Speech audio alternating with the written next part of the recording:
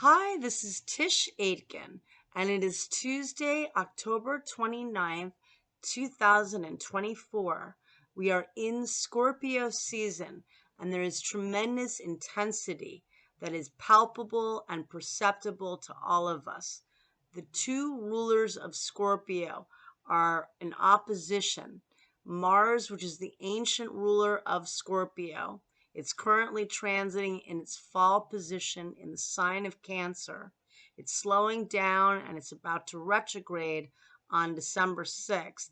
Mars is building up to opposing Pluto, which is the higher octave of Mars. Both deal with war and combat. Pluto is big power, people in tremendous power. It can represent manipulation and violence, but it also can represent transformation and evolving. Mars is the god of war, but it is also how we move ahead and how we take action. And the two are in conflict, and they're going to peak and oppose each other directly on November 3rd at 6:37 a.m. Eastern Standard Time. That's daylight savings day. So that's going to be when we turn our clocks back, but we'll be moving ahead with our energy, that's for sure. And we feel the buildup. We always feel Mars before it's exact. And this is a tremendously powerful Scorpio season for a few reasons. So we're going to have the two rulers in opposition. That's intense. Pluto is just about to ingress back into the fixed air sign of Aquarius, and that's going to be on November 19th. Pluto will never be in Capricorn again in our lifetime because it takes 248 years to transit. And Pluto rules Scorpio in traditional astrology, and or in modern astrology it's the ruler, and it is really heavy. This is about eliminating things that are no longer working. This is about dealing with your shadow side. You can see the shadow side in others. We have a new moon occurring on November 1st at 8:47 a.m. Eastern Daylight Time at 9 degrees and 35 minutes of the fixed water sign of Scorpio. And this new moon chart is very intense. Find where find where 9 degrees of Scorpio occurs in your chart. If you want to email me, I will let you know where it is in your chart. I'll answer you back, but you can also get a free chart on astro.com, Cafe Astrology. Wherever 9 degrees of Scorpio occurs is where you're experiencing a new beginning. The sun and the moon meet up and pair up to form a new moon, new beginnings, setting intentions. And that is definitely powerful because we have a lot of water. We have 6 points in water. The sun and the moon in Scorpio. Mercury will be transiting at the final degrees of Scorpio. It'll be at 28 degrees of Scorpio. We have Mars in Cancer, which is another water sign, and we have Saturn and Neptune in Pisces. And there are a lot of aspects in this chart that are tremendously powerful. So there is a kite in the chart because a kite is when you have a grand trine and then one planet in the grand trine opposes another. So Mercury in Scorpio, it'll be at 28 degrees of Scorpio, forming a trine to Neptune in Pisces. Neptune will be at 27 degrees of the water sign of Pisces. And the two are trining Mars in Cancer, which is very much making big aspects. Mars will be at 29 degrees of Cancer. And then Mars is in opposition to Pluto. At that point, they will be both exactly at 29 degrees of Mars will be in Cancer. Pluto is at 29 degrees of Capricorn. They won't be opposing each other to the very minute. But again, we always feel Mars before it's exact. Same with Uranus. If you have a Uranus transit you're experiencing, if there's something coming up, you feel it before it hits. And so Mars gets to 28 degrees of Cancer approximately on October 28th. So we're feeling the build up now, frankly, but we will feel it build up more and more. This could make you feel angry. People can feel very combative, argumentative. This is an excellent time for detoxing unhealthy patterns, relationships. With Mars in Cancer, it's drumming up a lot of old memories of security, of early childhood memories, maybe people you haven't thought of in a long time, maybe family members like grandparents or other, maybe that have been gone a long time for you. Whatever that might be, there could be old wounds that are definitely getting triggered because Mars does not like being in Cancer. It likes being where Pluto is right now in Capricorn because it's exalted in the sign of Capricorn, and it's how you take action. And Capricorn is a very ambitious sign. But Cancer is about how you get your needs met. It's about family and security and comfort. And with Mars answering to the moon, because the moon rules the sign of Cancer, it's incredibly, erratic and moody and crabby, you know.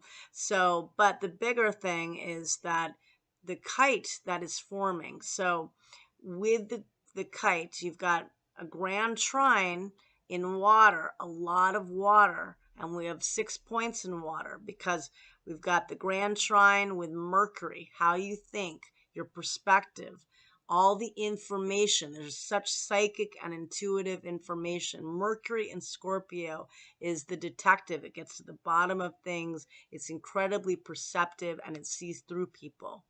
This is forming a trine to Neptune, which is the dream, which is the subconscious mind and the imagination. Pisces is probably the most psychic sign, I feel, and Neptune rules the sign of Pisces in modern astrology.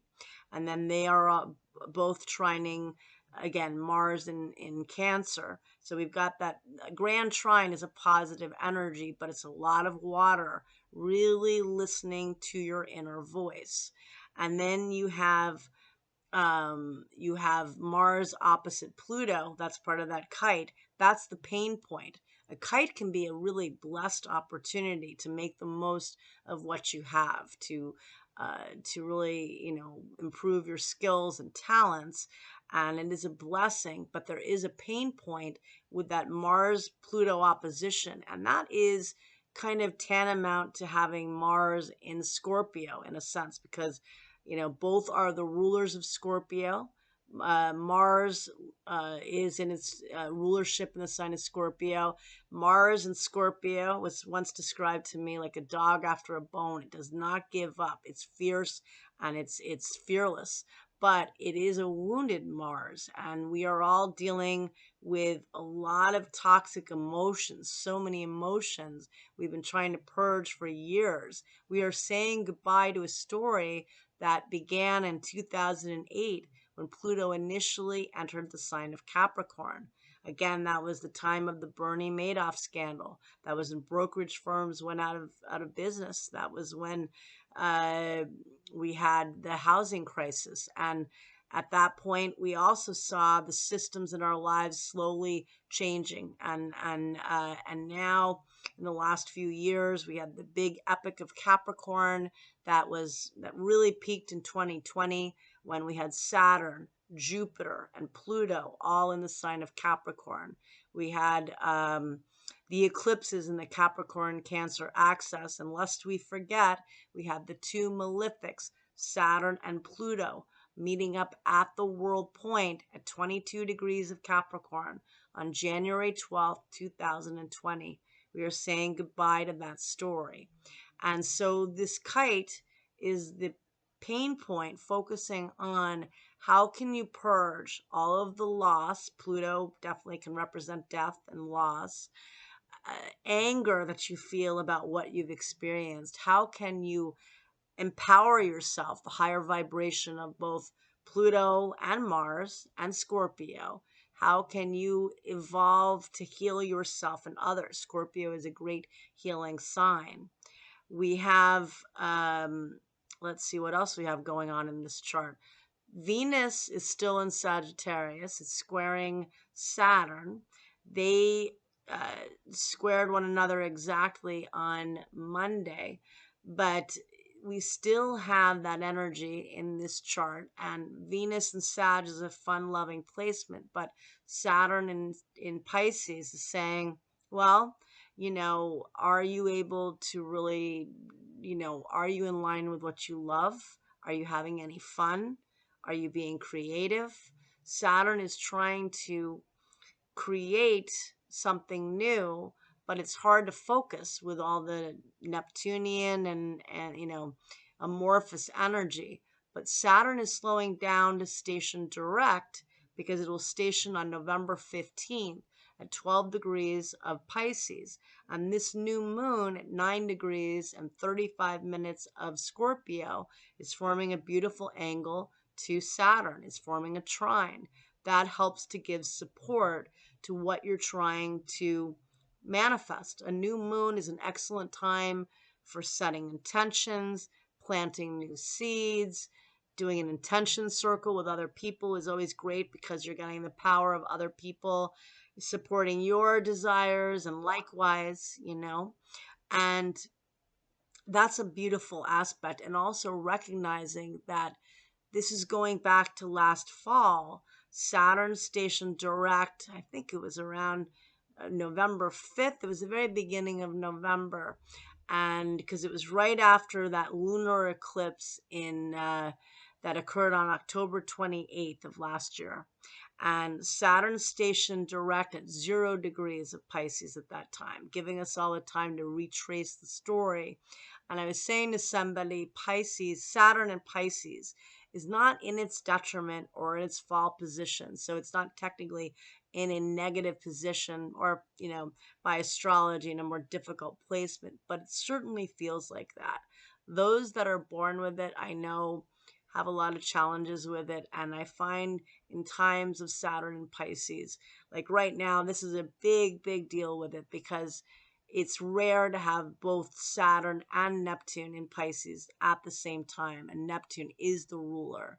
And so where we're trying to build something and we're trying to mature, we're trying to build, we're trying to grow in with Saturn and Pisces. But Pisces can be so emotional and so all over the place, swimming in many different directions. And then you have Neptune at the last degrees of Pisces, the final degrees of the zodiac, where it's really, easy to want to tune out in destructive ways, or even in ways that you just, hopefully in creative ways, because it's so highly creative.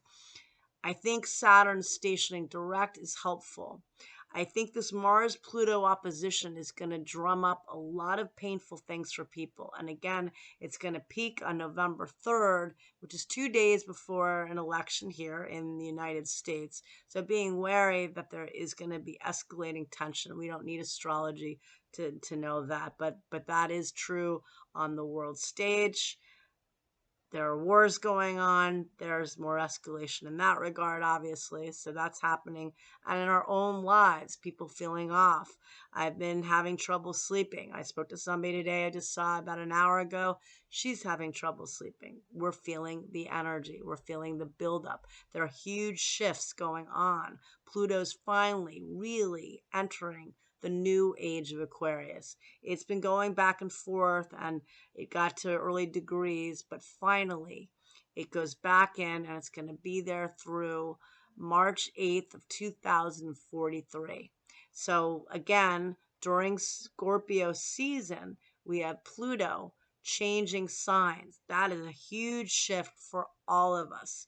Whether or not we have planets in the fixed signs in the early degrees, or in Aquarius or Capricorn, we feel that on the collective. That rules society. And so what we're all dealing with, what we need to eliminate. And for many of you, because the emotions, this is a way to really process emotions. Trust your intuition, maybe keep a journal by your bed. You may be having more strong dreams and messages that are coming in various ways.